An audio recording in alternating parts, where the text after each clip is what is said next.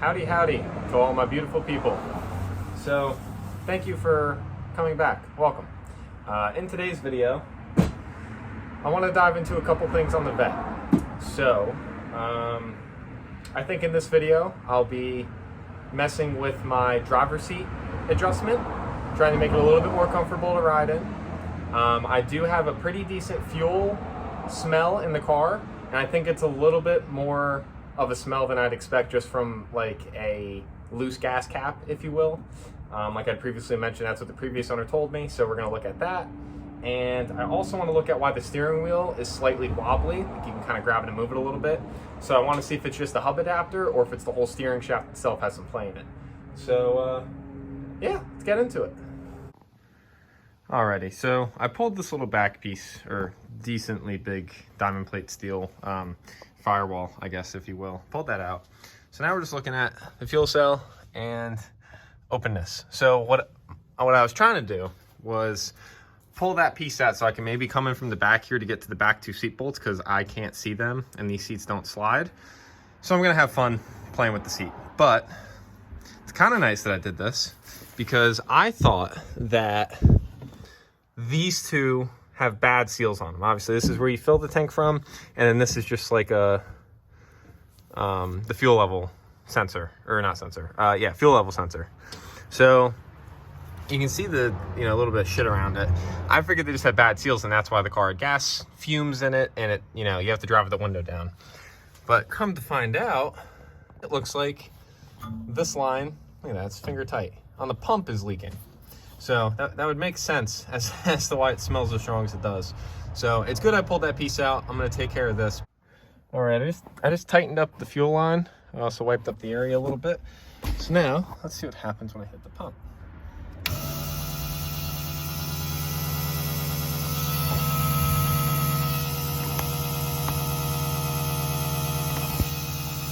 No leak, beautiful. All right, so that's good. That's good. All right, cool. Alrighty, diamond plating is back in, and we're just about back together. Alrighty, now time to get rid of this heinous ass boot. So, first things first, you split the shift knob from its nut. Got him. Okay, so that's off. I can pull this metal. All right, so this metal plate is honestly my killer. This thing is what rubs up against the palm of my hand while I'm driving, so that's donezo. And then now this, I wouldn't mind keeping the rubber itself. All right, so I popped off this big plate. It was just a couple, 3/8 self-tappers, go figure. That's what the car is held together with. So here we have our shift door. I don't know if it's installed wrong or if a spring went bad in it, but it doesn't, like, if I put it over between first and second, it doesn't want to pop back. But ow, but if I put it near fifth and reverse,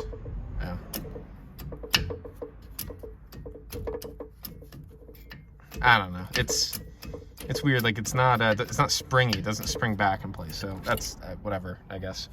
So unfortunately there is no center console.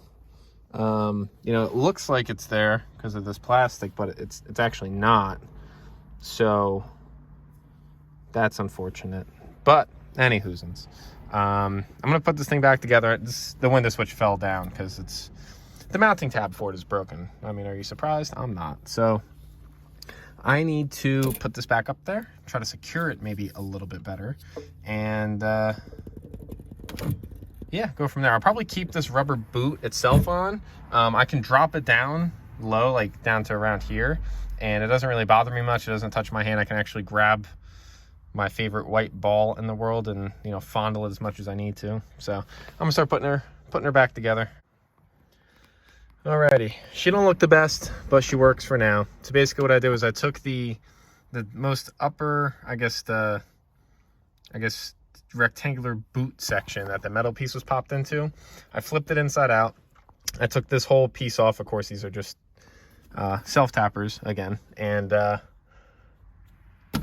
yeah, I flipped it downwards. I made like a rectangle very similar to this out of zip ties. And when I first was doing it, it started like flowering like this. And yeah, it did it again with these, but it didn't do it as much as like that one. So seems to be on there pretty sturdy. Keeps the boot lower and still allows it to come up where it actually needs to. Even for Fitzy, it needs to extend, and then for reverse, it needs to a little bit as well. But just go like that, and you know, she's down. So definitely looks better, feels better. It's not rubbing up my hand. You can see some daylight down there though. So I put a little bit of insulation on that side. Probably gonna have to use more. I think I still have some from Bonnie's like under the hood mat.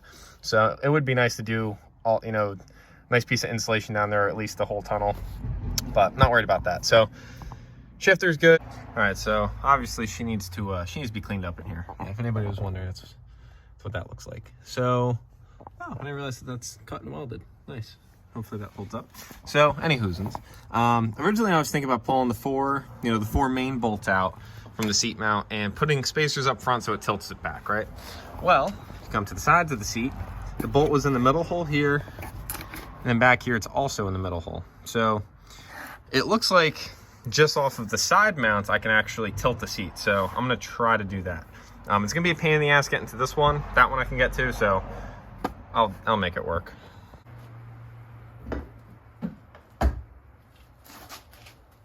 That's pretty crazy how light these seats are. Wow. Yeah, nothing too crazy. I guess it's just a one-piece bucket. Now, this thing's got to be 20 pounds at most. I don't know, maybe even lighter. Not bad, not bad. So figure, while I was pulling the seat out, I might as well pull it all the way out. So now I can actually clean under all here. Also, I lost some hardware under here, so figure I can clean everything. Oh, this one was never in. Right? Huh, that's nice. Yeah, this makes sense. The seat had a little wobble to it. That would explain it. So, okay. Well, I'm gonna clean this and take care of making this right, and then yeah, go from there.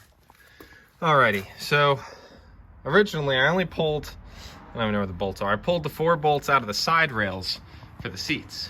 Well, I can't get them back in because it seems like 1 or 2 of these rails is mounted too far outwards. One of them needs to come in more. So what I'm gonna do instead is pull out the 4 floor bolts, I guess you could call them, you know, the lower mounts, and just put the rails back onto the seat while it's outside of the car, and then reinstall it all in one piece. And then yeah, we should be having a more comfortable ride. So with that being said, I'm gonna use this. Look how nice this is. I'm not sponsored by Ryobi, but you know, if they want to sponsor me, they can. Bada bing, bada boom, boys.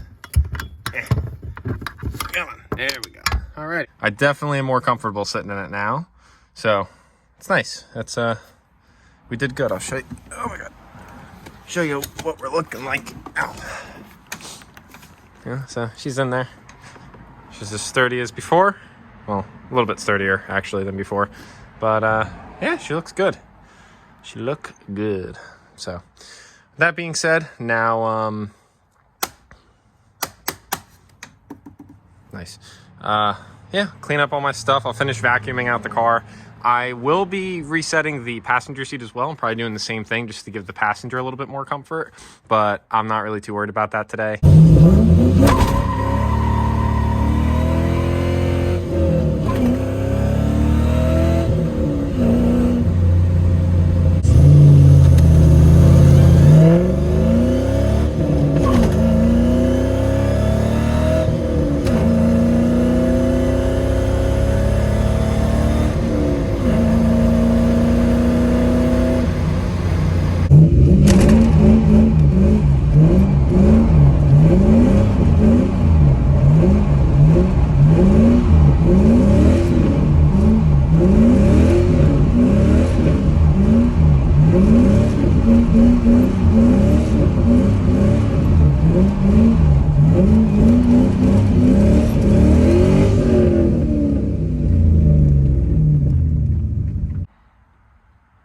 Alrighty, so inside of me Coche, I believe his car, You can see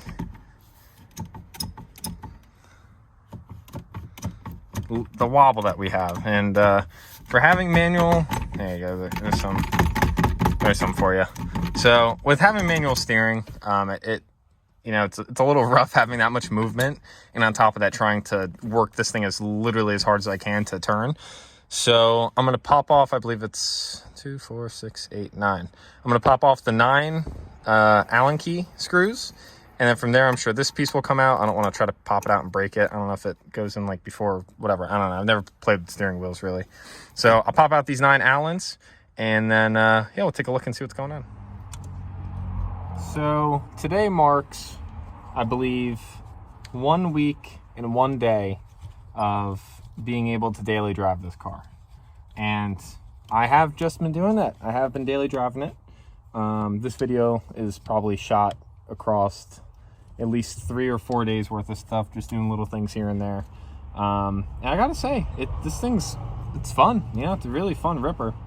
Obviously, you know, there's some things I wish it had, like wipers and some sort of heat and stuff like that, but you know, beggars can't be choosers. Voila.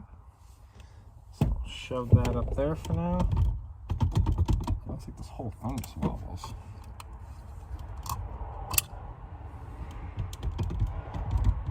It's like, what the hell is wobbling? That's what I want to know. So I think it could be a horn technically. What the hell is this thing? There's a new one for me. Look at this. So that's what that looks like. I don't really know what the hell I'm looking at per se. So it looks like just the adapter is what's moving around. Like this whole piece isn't moving. All right, so I pulled this thing out. It came out pretty easy. I just used a straight blade because it's kind of a big Phillips, so I used the biggest straight blade I had. So that came out, added to my bolt collection on the floor down there. And now we've got a, what the hell size is this? 13/16 nut. So I'm gonna crack her loose, and we're gonna see what's going on behind the scenes. All right, before I drop anything and mess anything up, that looks like that. That came out of there. And this is what we're looking like in here. So I'm gonna throw this on the floor because why not? I think, is that upwards? That's upwards. Oh, that's spun. That sucks. Okay. Well, this moves around, whatever this actually is. So I don't know if it's missing like ball bearings in there or what.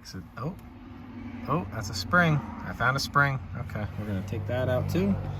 I'm not driving this thing anymore. Oh, this whole thing looks like it wants to pull apart. That's nice. Is that a ball bearing? It looks like they're... Oh, it completely blew the bearing apart. Let me zoom in on that. So it looks like if you see those circle holes, that looks like they're supposed to be those bearings in there. Nice. That's good. That's safe. I wonder if I can pull that out maybe and buy a new one to throw in, because I don't like that.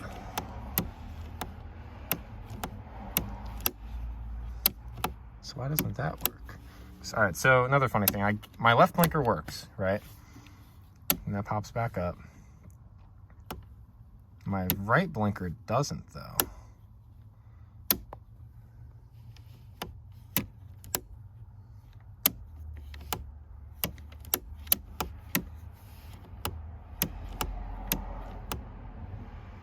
Interesting. Okay, well, I'm gonna try to pull whatever the hell's left of that bearing out, and I don't know, maybe see if it's like a normal size thing and see if I can get another one.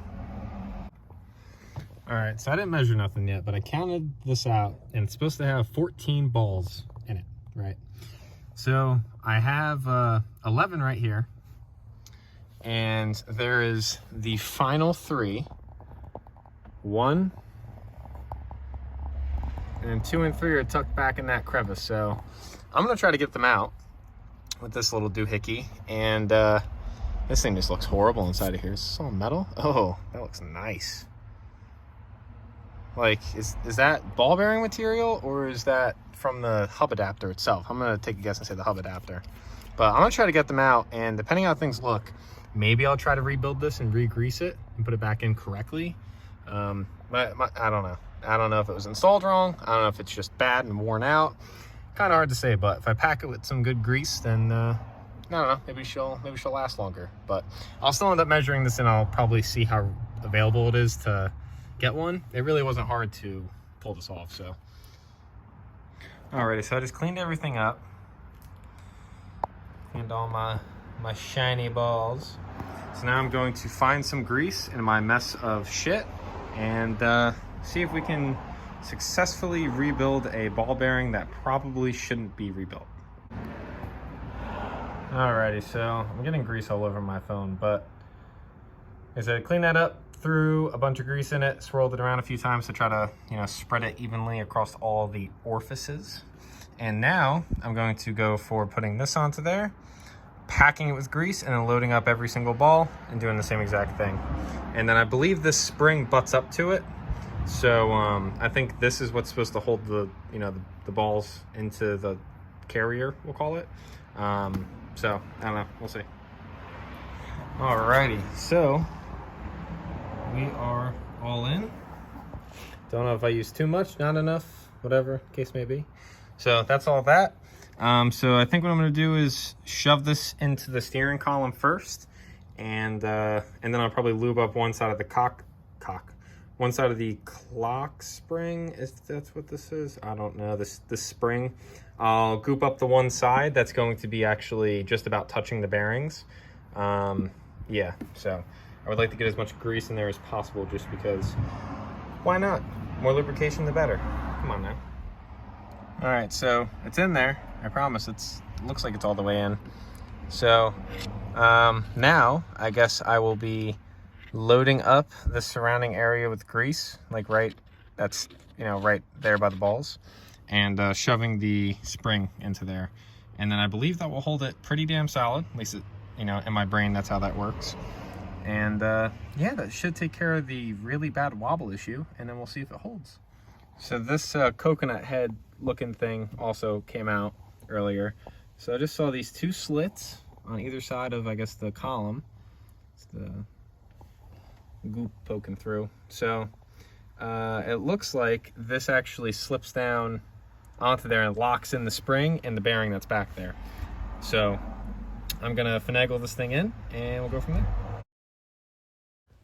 Hello from the future. So long story short, I broke a bunch of shit when I went to reinstall this stuff. So that yellow circle that has the black ring, you know, worn onto it, and then the black sprocket behind it, are supposed to push against the spring, which pushes into the ball bearing and gets locked in by the C-clip. So I ended up breaking the yellow circle thingy. I also blew out the ball bearing, so I had to rebuild it again. And what I ended up doing was exactly what you see in this picture. I basically built a spacer to go behind the C-clip that pushes onto the spring and gives it enough tension to A, keep the ball bearing in place, and B, keep the you know, C-clip from actually falling out. And what you're going to see in this clip right now is the wobble I was left with, which was minimal to none. And I actually bent my original steering wheel, so I went out and picked up this Grant steering wheel, which I custom drilled out to fit the hub adapter. This was a rough mock-up, and then this was the final result, which I was pretty happy with.